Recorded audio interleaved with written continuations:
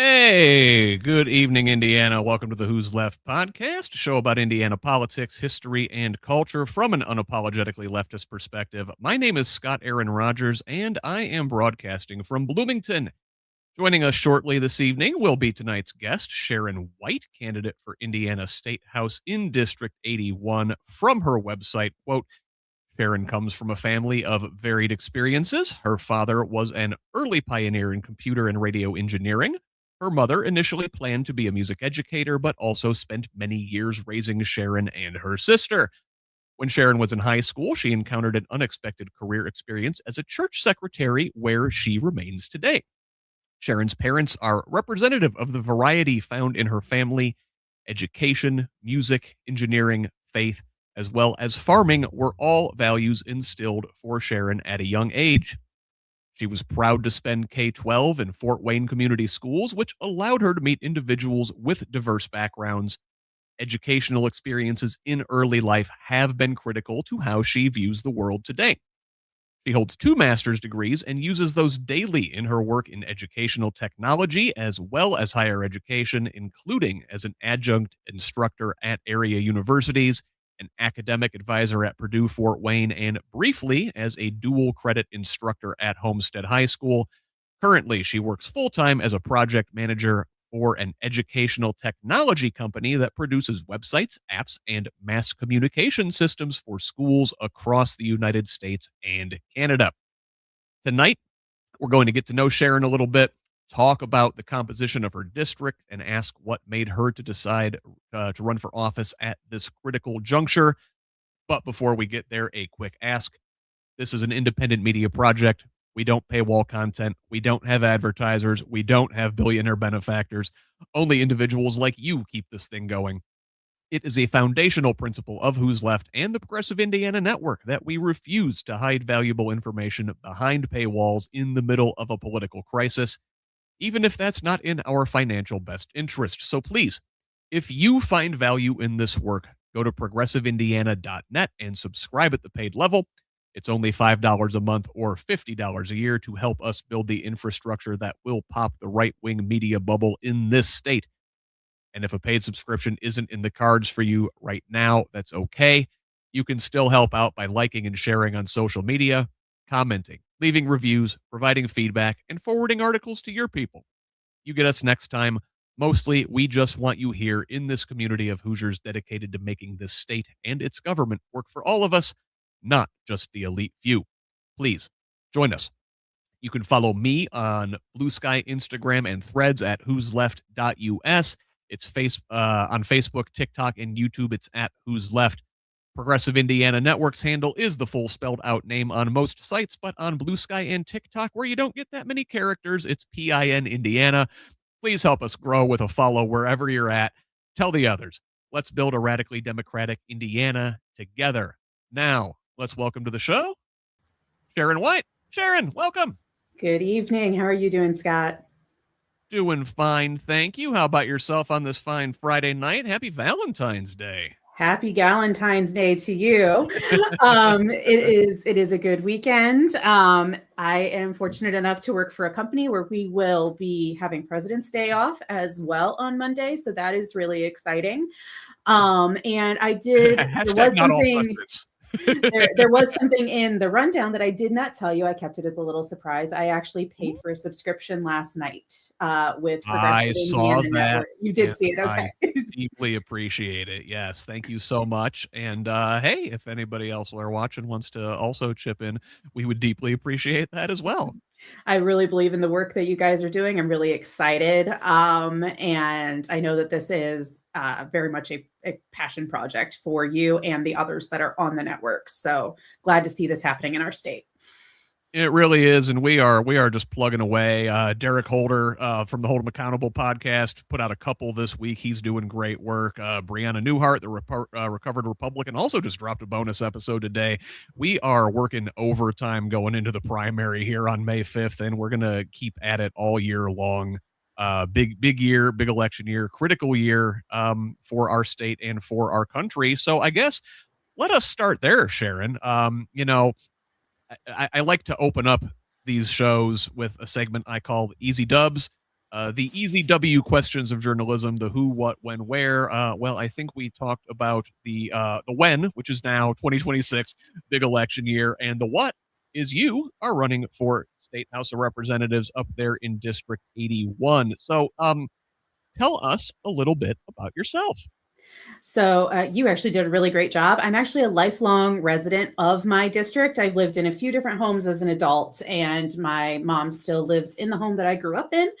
Even if the district had a different number, because there have been changes to the maps over time. We talked a lot about maps early in December. There have been a lot of changes to the maps over time. But I've been represented actually by our incumbent for the last 13 years of my life. I work full-time in education technology, like you said, as a project manager, and I'm a part-time college professor. One of the things I'm most proud of, though, is that I am a proud product of public schooling. I went to Fort Wayne Community Schools, where my middle and my high school actually were at the time the two most diverse schools in the corporation. My high school was represented by over 60 languages. And I say all the time that my school may not have had the best technology or the best classes at the time, but what we did have was we had a way to get to know people from literally all around the world. And I feel like that's worth its weight in gold. I also I'm a lover of diversity. I'm a lover of travel. Traveling is my number one favorite thing to do, even though it feels a little bit harder to do that these days. And I'm a former exchange student mom, hoping to potentially do that again in the future. And another thing that's really important to me is I recognize what a privilege it is to be able to do what I'm doing, because this takes a lot of time. This takes a lot of money. Not everybody can do this. And not everybody has jobs that have the flexibility that mine have. And so I recognize what a privilege it is to be able to even think about running for office, let alone do it. Yeah. I had Drew Cox on last night, and he's running for Congress down here in the 4th congressional district. That's huge district, but kind of Lafayette's sort of the center of it. But that's something we talked about was, the importance of folks who can step up, who have privilege to be able to get out there, and like, now is the time. You have to do something. You have to spend that political capital, whether you earned it or not, right? Exactly. And another huge thing that's important to me, and I know that we said that we're probably going to talk about this a little bit, is my tagline, which is leading with empathy. So I definitely want to get into that, where that came from. I actually was watching, I don't remember what I was watching, but I saw Elon Musk say that empathy was the West's biggest weakness, or was going to be the death of the West. And that it was actually almost in that moment that I decided that I needed to do something, because empathy is such an important thing to me. Well, I'll tell you what, like, Musk is a perfect example of this, but like, whenever folks start talking about Western civilization, you got to be wary of them, because sometimes folks are just really into history, and other times Western civilization is just a very fancy way of saying white. Yeah. So let's talk about your district a little bit.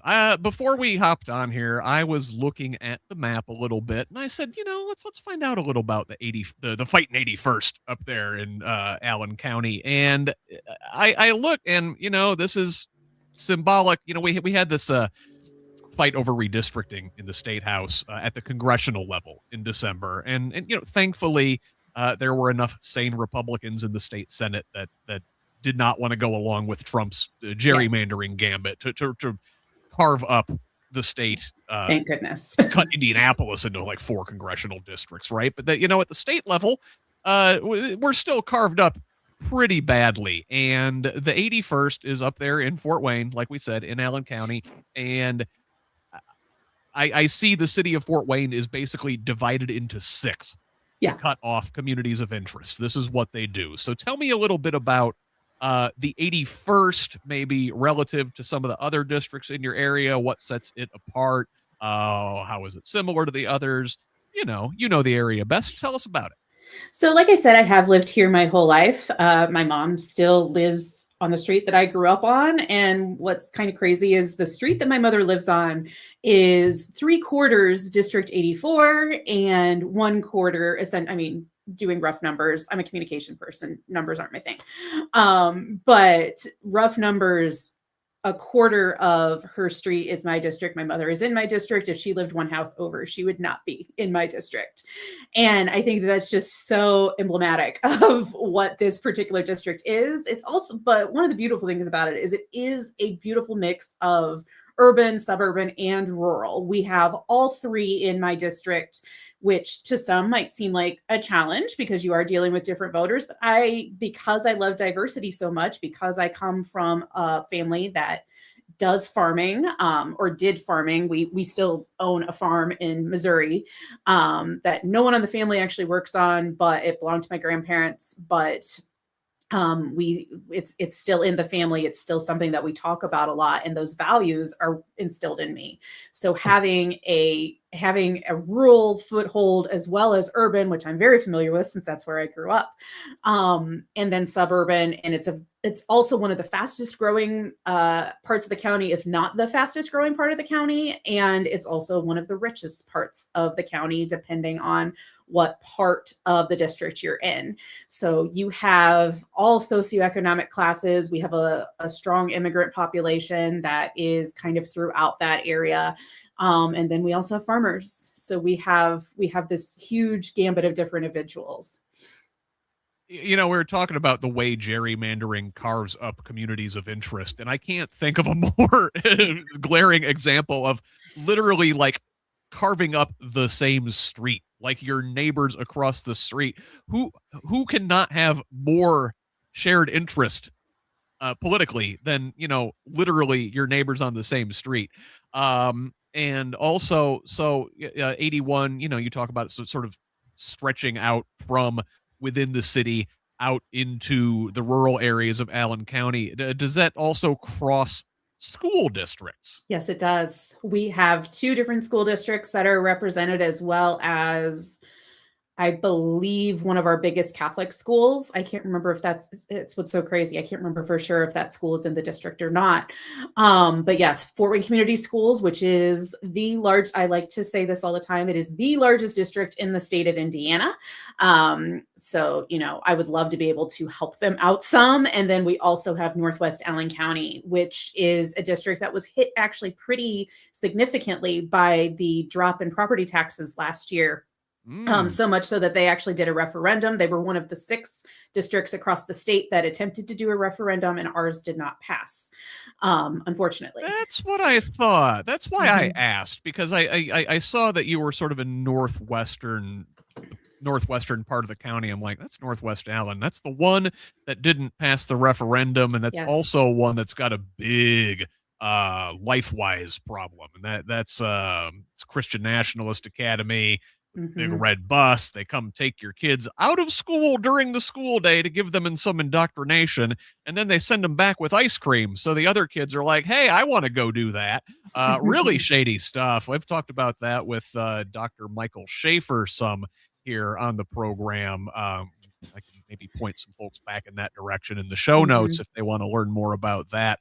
So yeah, again, school districts, communities of interest, these things should theoretically be represented by one person in the state house, and then they carve it up for political expediency. And the needs of Northwest Allen and Fort Wayne Community. First of all, it's only a quarter of Fort Wayne Community because it only technically represents 1 or 2 of the high schools, but it's also, Northwest Allen County has very different needs than Fort Wayne Community Schools does in general, but even more specifically, the schools that are covered by 81 are they just have very, very different needs.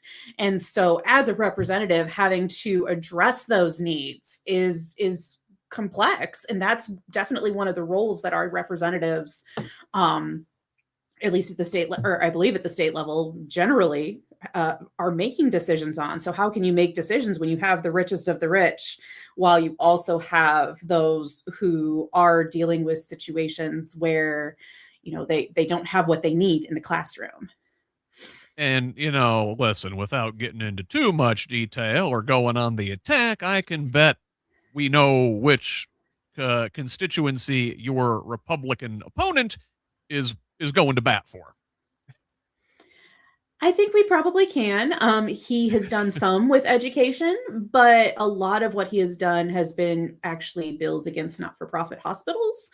And so there are some things that I could see myself agreeing with him on. It's just like I've said, I've lived in the district my entire life. He's been my representative for 13 years, and I haven't seen any net positives in my life as a result of that.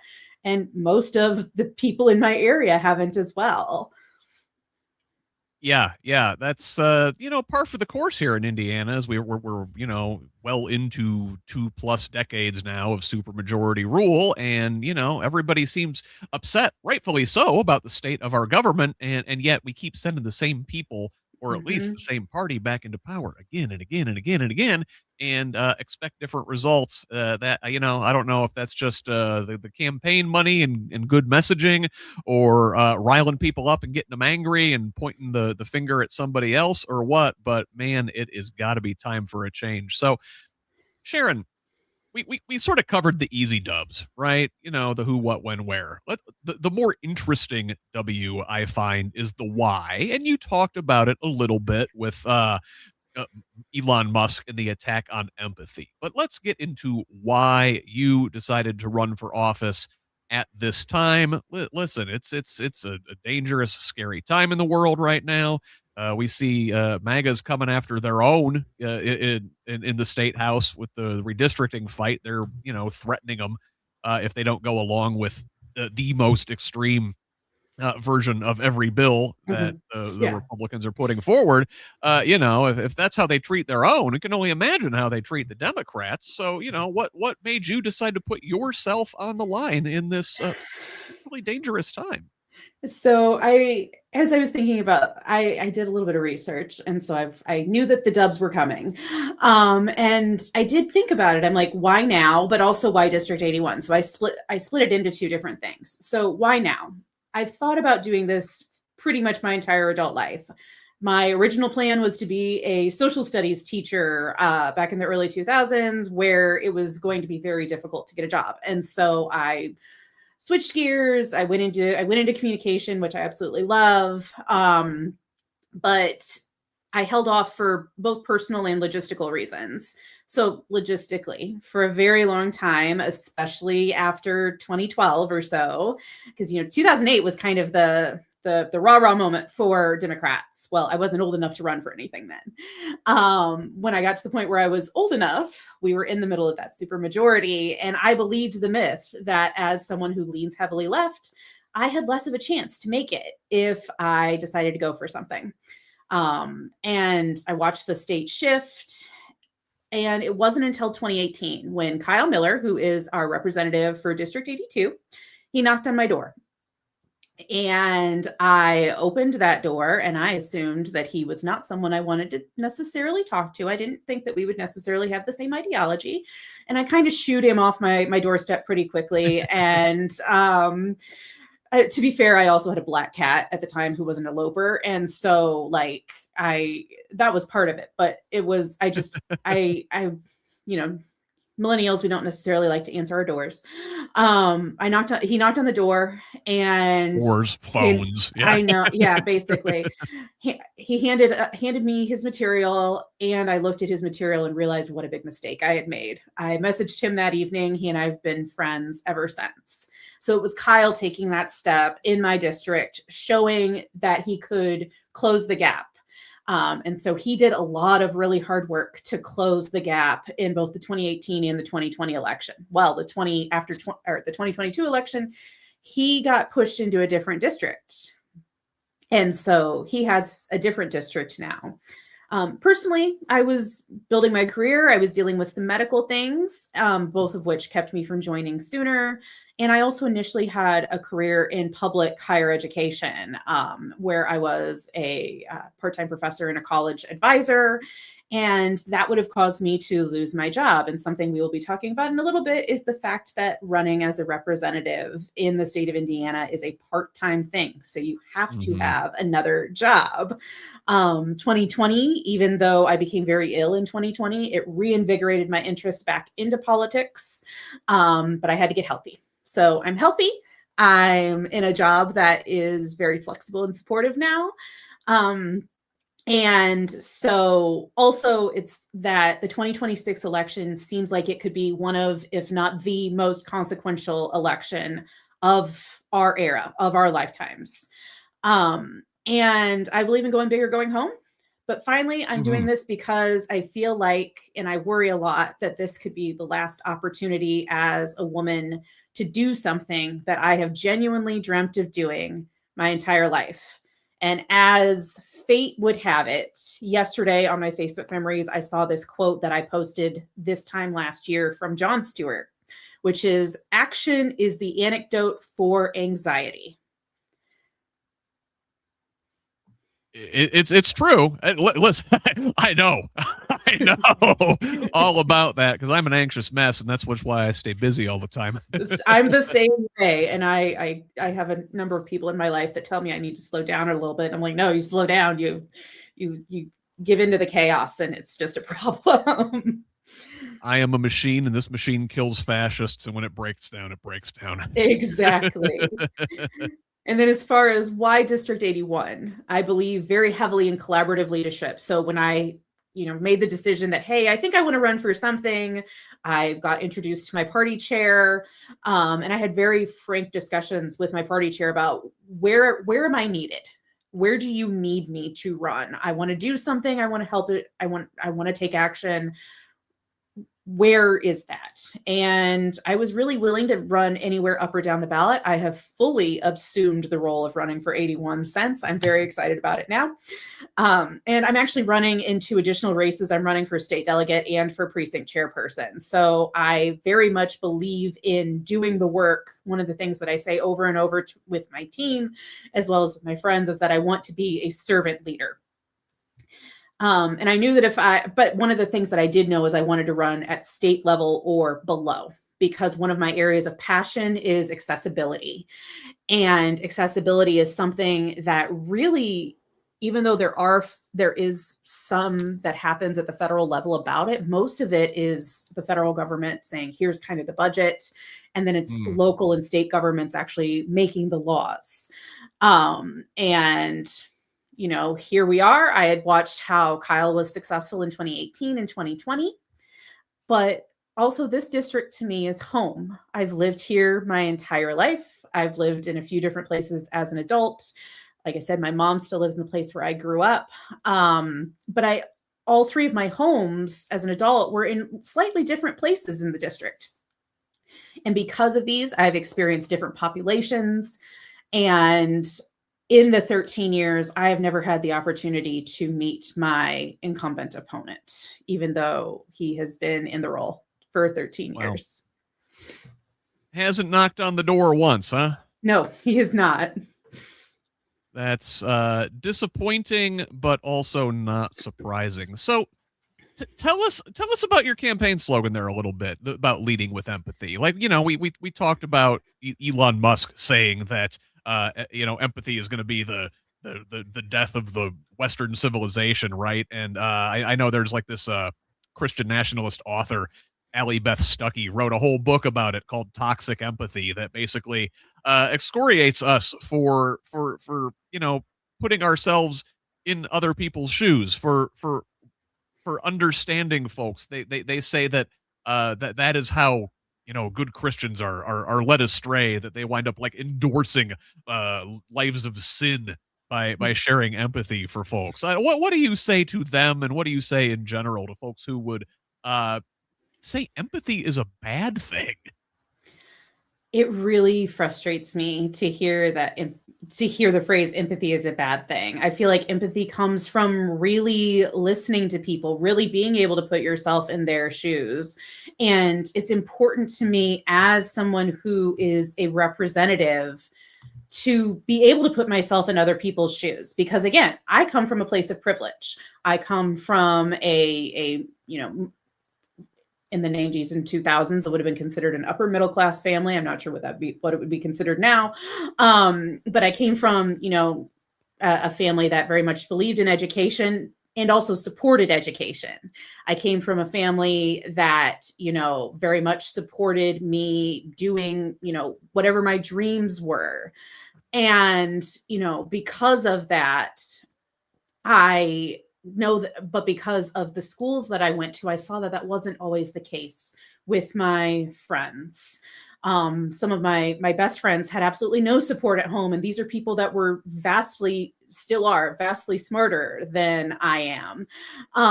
And because they didn't have the support, they maybe took a little bit longer to get to their goals, or they took a little bit longer to kind of ultimately do the things that they're doing now. And I feel like if we just listen and we really start to absorb what it is that people are telling us. Another thing that because I work with the disabled community quite a bit, is people don't ask the disabled community what they need. When I was working with college students, this actually frustrated me a lot. People didn't ask what college students wanted or needed. We made assumptions. And I feel like listening or leading with empathy is being humble enough to realize, hey, I might not know what it is that you need. I need you to tell me what you need. And so it's being able to put someone in your shoes, actually listening, or in being able to put yourself in someone else's shoes, actually listening to them, and then taking that and trying to turn it into something actionable.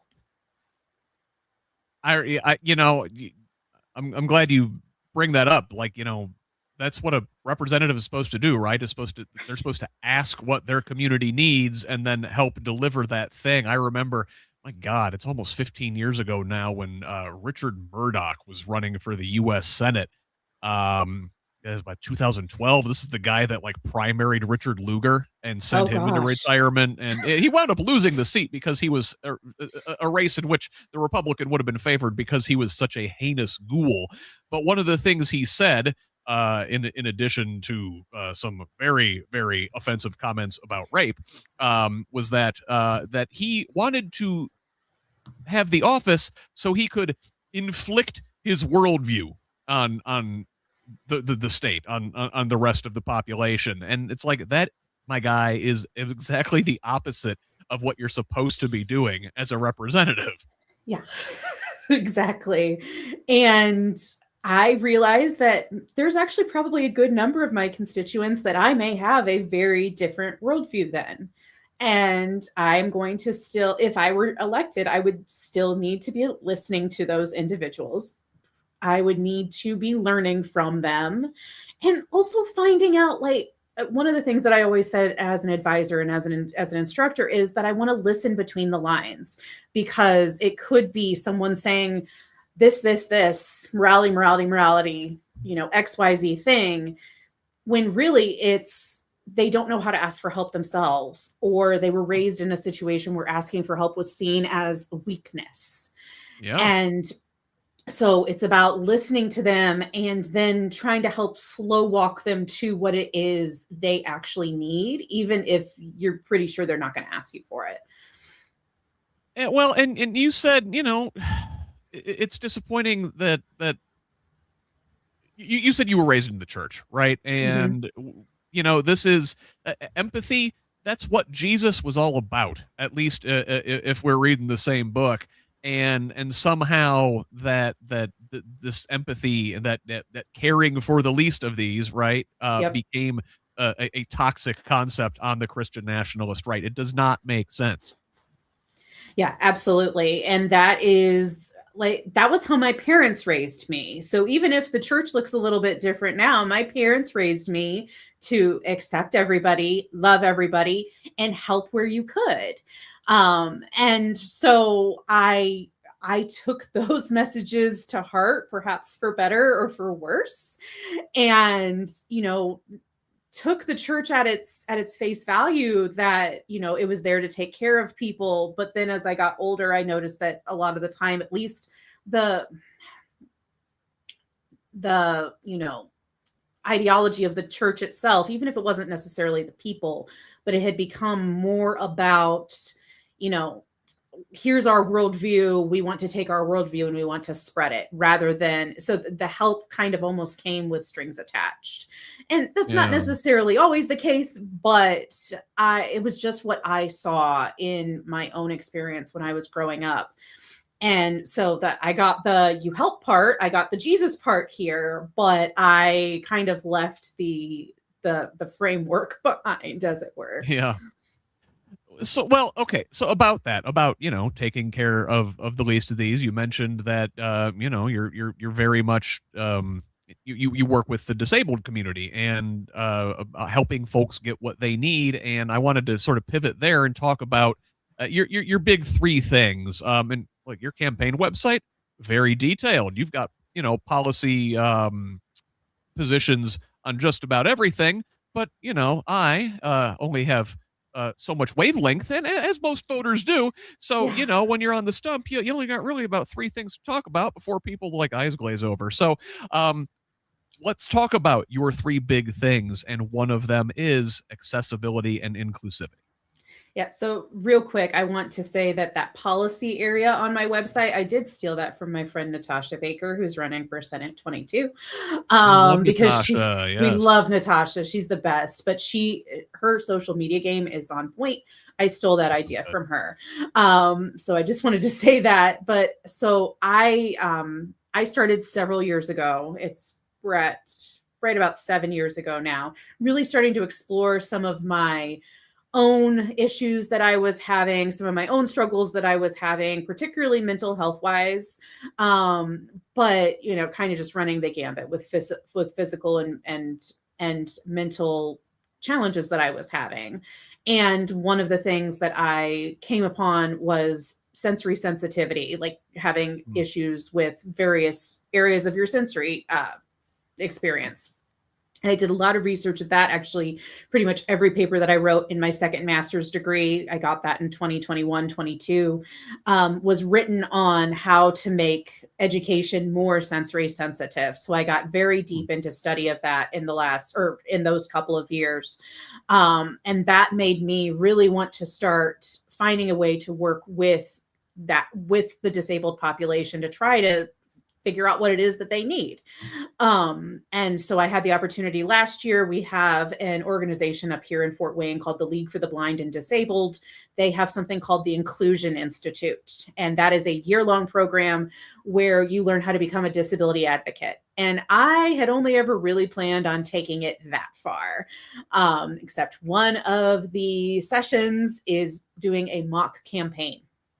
And that mock campaign, I was asked by my friend Luke Labus, who is I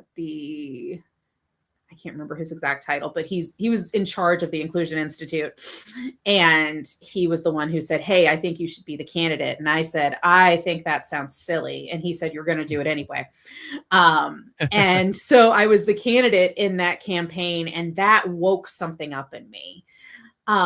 So I look at accessibility and inclusivity from three perspectives. We have physical and digital accessibility to infrastructure. So by that, I mean, some of it's very obvious. So physical accessibility to, say, buildings like the State House, buildings like our government buildings, buildings like, the mall or schools. One of the things that I've started watching very closely. Actually, a couple of years ago, I was using a cane on a regular basis. And so you start to notice every bump in the sidewalk, every, divot in the sidewalk, every door that's difficult to get in and out of when you are in that situation. So physical accessibility infrastructure, but also digital accessibility to infrastructure, because a lot of our websites are they're very difficult to navigate even if you're fully together and you have 2 master's degrees and you've worked in education for 20 years, they can be still very difficult to find things. And so if there's processes on there that people have to follow and they're difficult to follow, that to me is still infrastructure.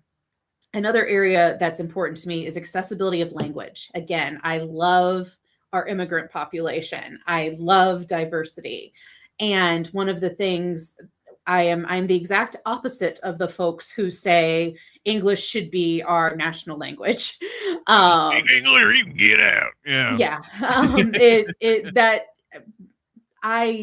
I've had 3 boys in my home that have been from different countries, and as an exchange mom, and having those kids and watching them communicate and communicating with them, plus my friends over the years, we need to make it, even if we ultimately would like people to learn English so that way they can communicate with us more efficiently, it's still beautiful to have that accessibility of language for people who are just coming to the United States. And then finally, accessibility to process. Again, going back to digital accessibility, there are processes that are just difficult to navigate. And they are difficult to navigate if, again, you are someone who, has everything together for you. And these processes are paying taxes, becoming employed, transportation, buying a home, etc. And when we make things in general more accessible, that doesn't just benefit the population that we say needs it. It benefits everybody. One of the things that I would kind of harp on as an academic advisor, and I had a very sensory sensitive office because I needed it. But then my students would come in and they would be like, I love how calming your office is. I love that, you don't have scent in your office. And so that was just an example of that. And so it was obviously for my own benefit, but then it benefited my students. And you never know when you are going to potentially need those things. That's a big thing for me with accessibility. You never know. Yeah. I was 35 years old or 36 years old when I had to use a cane for about 1.5 years because of some issues that I was having. I didn't anticipate that happening at the age of 36, but you have injuries. The pandemic caused people to have injury at a rate that was significantly more than we expected. And so we just don't know. So what does it hurt to put that accessibility in place? And well, I want to tie this back into the empathy thing, right? That how empathy has become a dirty word on the right. Well, we know how they feel about inclusion and inclusivity. Yes. That's part of the dreaded DEI, right? Yes. But like you said, making lifting the floor and making things better for folks who need the help, it benefits everybody. I bet you could tell us all about the curb cut effect, couldn't you? Yes, for sure. Well, and the thing is, if individuals who have a disability are able to get into the workforce, that means they're paying taxes into the workforce. That means they are going out and buying things. So it's an economic gain as well. So everything that we choose to do to make things more accessible actually has a pretty significant return on investment. Yeah, it really does. And it makes things better for everybody, right? Like the curb cut effect. It just for folks who don't know, this is when, the municipalities, right? They cut out the curb so folks with wheelchairs can use the sidewalk more easily. Well, okay, that's not just for folks in wheelchairs. That's for moms with strollers. That's for folks who have to use a cane, right? It benefits. Well, and then for even thought about. For people that are low vision, and then also for me, I've had dogs for a long time. It's a lot easier with a curb cut to kind of direct your dog when you're walking them because they look at that and it becomes a visual for them. Like, oh, this is a thing that I can walk off of rather than, And some of us are just clumsy. Like, well, there's we that like that too. too. Yeah. So Guilty. I guess, along those lines of caring for folks who are not always cared for by society, your second of your big three things is LGBTQ rights. And, the queer community has been a punching bag for the right for a long time. Yeah. And they've certainly turned it up on the transgender community, especially in the last couple of years. But they haven't quit hating the entire rainbow, have they? So I am actually a very proud member of the Allen County Stonewall Democrats. I'm an at-large member for that steering committee. We are just starting to kind of get off the ground, so I did want to plug that. But LGBTQ rights have been a cornerstone of my development into becoming a progressive. This issue, as well as universal health care, were the two issues that I voted on back in 2008. They were the things that as a 20-year-old, I was looking at and going, well, why can't my friends who are gay get married? Why can't my friends who are gay, lesbian, so on and so forth, be able to live their lives as consenting adults just like anybody else? It's a freedom, right? It's a freedom issue. It's a freedom issue. Yeah. Yes. To me, there's absolutely no reason that consenting adults should not be able to form family in the way that they want to form their family. Additionally, the attack on trans individuals who want to be able to live their lives is absolutely abhorrent to me. It is disgusting. And what I look at all of this is attacking people in the LGBTQ community is a incredibly easy way to other a vast group of people, because anybody can be LGBTQ, anybody who's rich, anybody who's poor, anybody who is Black, brown, immigrant, white, etc., male or female, or they, them. Any of those individuals can also then fall into the LGBTQ population. So it's a really easy population to look at and go, hey, we're going to hate them because then that's the thing that we hate about them. And you've opened the door to othering, it's just like, okay, well, we're hating people now. We're blaming a certain subset of the population for our problems. It's a very small step to go from there to wherever you want to leave. Exactly. And there are people who are driven by their morality. And so they make this an immoral thing, when really it comes down to they just want to look at them and go, well, I don't like them because, and there may be a million other reasons why they don't like them. And it could just come down to, you're not me. And at the same time that this is happening, there's been some things in the news recently about how people who claim that LGBTQ relationships and lifestyles are immoral, engaging in some pretty immoral activity themselves. And that's a nice way of putting it. Certainly.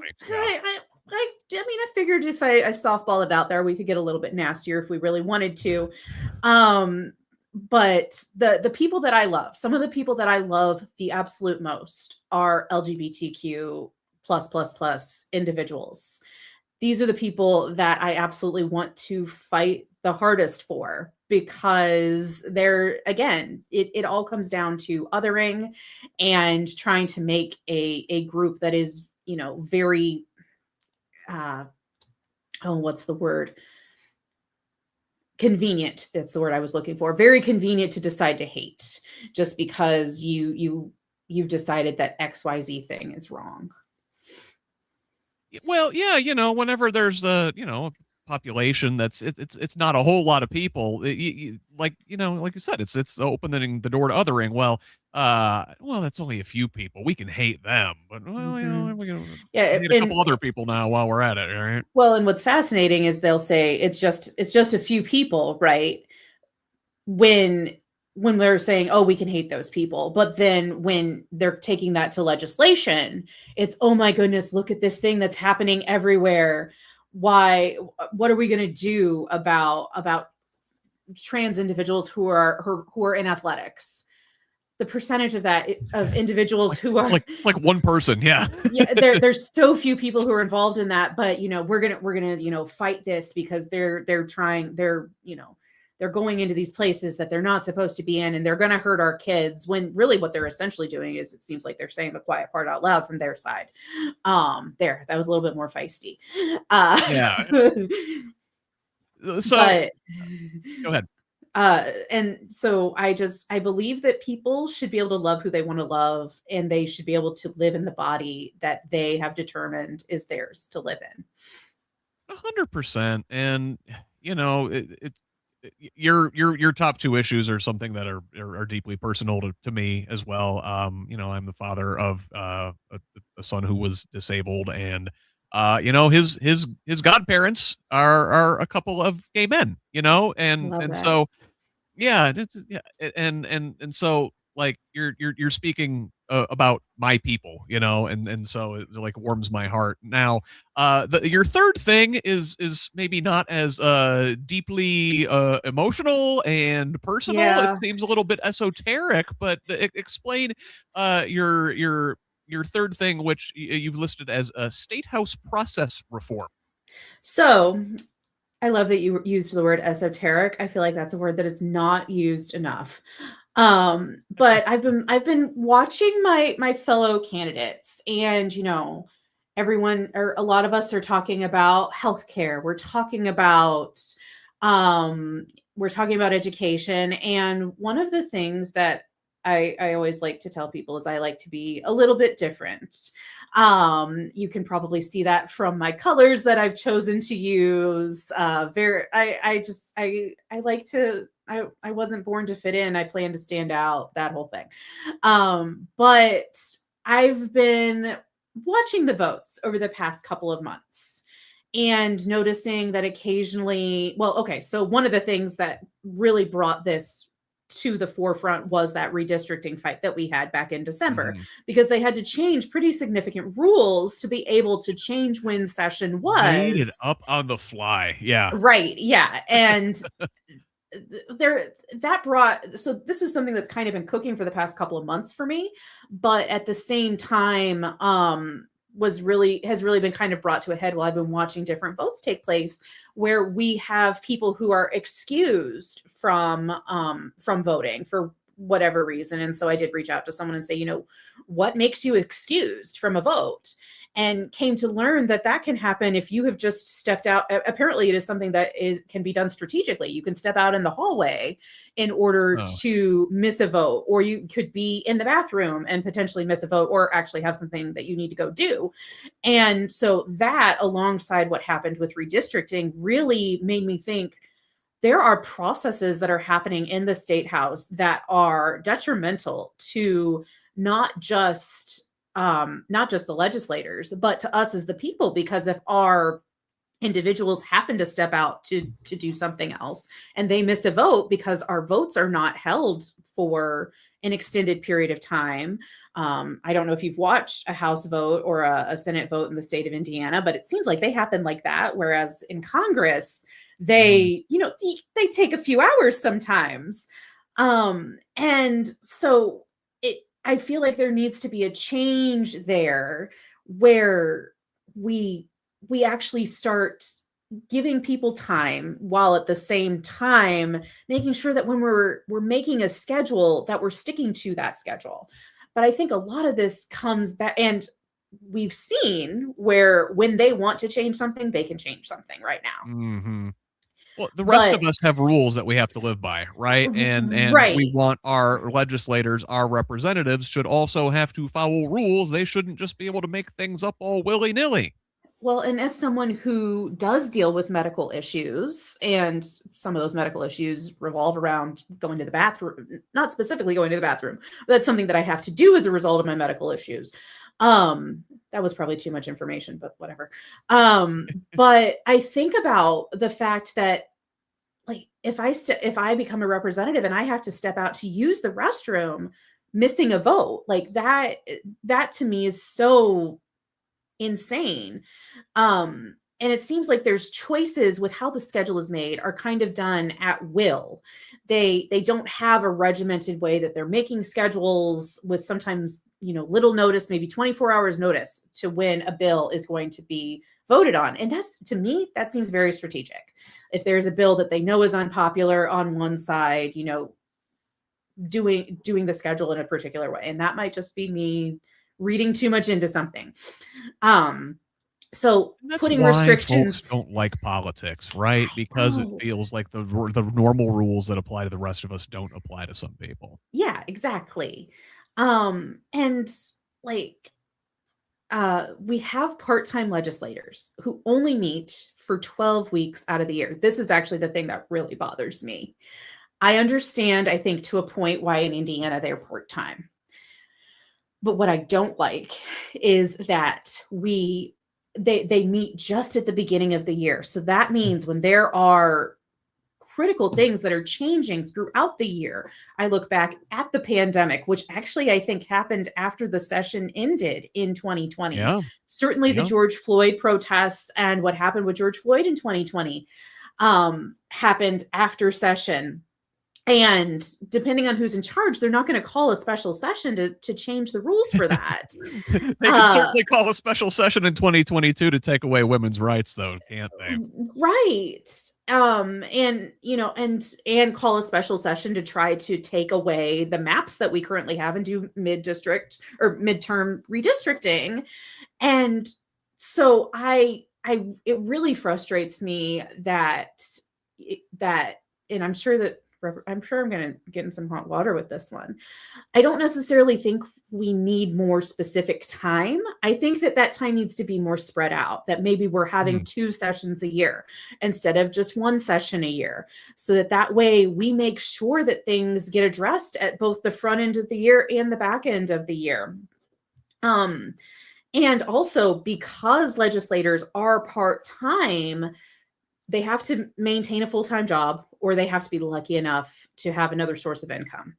And so that's where that privilege comes in. Yeah, that's where that privilege comes in as well.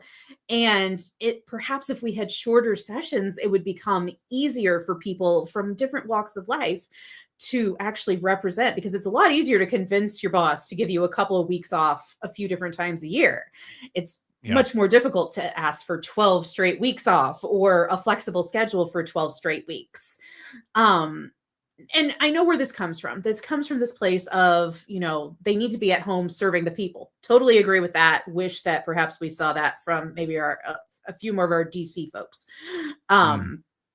But at the same time, decisions do need to be made more often, especially in this world that we're living in, where things are constantly changing, constantly in flux. And this also means, because like we're seeing it with this session, where individuals or where we're having to make decisions a lot more quickly because we had 3 weeks of a special session, or whatever they want to call it, an early session, whatever. It was a special session. Again, you're just making it up to go, right? Right. But it meant that this session is now shorter, which means they have less time to make decisions on the things that they needed to be making decisions on. And so things are happening a lot more quickly. Maybe things are getting overlooked, and it takes away the opportunity in this first quarter for these representatives to have to do any self-care that they might need to do. And again, I'm leading with empathy. And so I have empathy for the representatives as well, who have things that they might need to do. And it becomes a disservice to the people of Indiana when someone cannot be in that room to vote because they had to go do something else. I did a little bit of research. There are 10 states in the country that have full-time legislators, and then there's between 15 and 20 that work what are called a hybrid schedule. They actually call our schedule a citizen-based legislature, which I actually really like the name. But because I think it's all branding, right? It's right, not. Exactly. I feel like it should. What they're actually doing. I feel like it should all be citizen-based legislature, but it's not a fun topic to talk about. My original plan was to come on and talk to you about roads for 20 minutes. So this seemed a lot more interesting. We have potholes like crazy up here in Fort Wayne. But I just feel like the way that things are currently done in the state house is potentially detrimental to the people of Indiana. And I would like to potentially see some changes happen. And it touches on all those things, right? I mean, having a legislature that is hurried, that doesn't get a chance to fully debate things. They just come in, they've got their ideological position, they go, they vote. They don't have time to like take nearly as much comment from the actual citizens as they probably should, and that you get the results that we've had in Indiana for the last 20 years, where we rank in the bottom half, often the bottom 10 of all of the metrics that actually matter to people. Sharon, I wish we had a chance to like dig into more of this. But and then you look at the 3 weeks of redistricting, and they were actually able to do all of those things that you just described. They were able to get public comment. Think about it. And we saw how that changed how they made decisions. Right. Well, and I'll be talking to mad voters tomorrow at noon, and we'll be talking about what's going through the legislature right now. Stuff's starting to hit the governor's desk, and a lot of those decisions are made. Folks get 30 seconds to comment. We should really be taking more time to talk to our citizens. But Sharon, for the citizens up in your area, up in Fort Wayne, up in District 81, how can they get a hold of you? How can they reach out to your campaign? How can they get involved? How can they donate or volunteer? So I do have a website, electsharonwight.com. On that website, very top of it, there is a button for donation, which will take you to my Act Blue page, as well as a place where, if you are so inclined to request a yard sign, yard signs will only probably happen if I make it past the primary. So I do have a primary opponent, and that individual does not have some of these things out right now. So I'm very much hoping to win the primary. Volunteers are worth their weight in gold to me, especially as we are going into this primary, and I'm going to need lots of help getting the word out that I exist to people. So volunteers, obviously, donation is more than welcome, as there are a lot of things that I would like to do in order to get out the vote. But unfortunately, those things do cost money. So my Act Blue is on there. That it also has a phone number where you can get a hold of me, as well as an email account and various forms throughout the website that I have created where you can either send me feedback or reach out to me in different ways. I also have a Facebook page. And for the folks who are listening and not watching, elect Sharon Wight. That is WIGHT, so you don't accidentally go to the wrong place. Sharon, it has been a pleasure. I appreciate you being here with us on this lovely Friday night. And best of luck to you in the campaign, as we've only got a couple months left here before the primary. And those folks up in Fort Wayne, if you like what you hear, you know what to do next. Sharon, thank you so much for joining me here tonight on the Who's Left podcast. I appreciate it. All right. Once again, that was Sharon Wight, and that is, there we go, much better screen. That was Sharon Wight. She could use your help up in the 81st district there. Tomorrow at noon, like I said, I will be back with Mad Voters State House Week in Review as we discuss the legislation that is moving through the General Assembly. Like I said, bills are beginning to hit the governor's desk, so check that out and stay up to date. And of course, on Sunday morning at 10:30, I will be here for Who's Left This Week, Indiana's only Sunday morning political news show by and for progressives. My guests this week are Bartholomew County Democratic Party Chair Ross Thomas and Muncie area activist Chelsea McDonnell. I hope to see you there in the comments section Sunday. Thanks once again to Sharon for tonight's conversation, and thank you for joining us.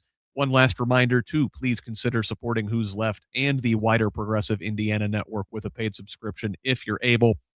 This independent media project relies solely on the generosity of kind patrons like you to make this information available for free to everybody. Again, That's at progressiveindiana.net. We could also really use a follow on social media at Progressive Indiana Network on Facebook, Instagram, and Threads.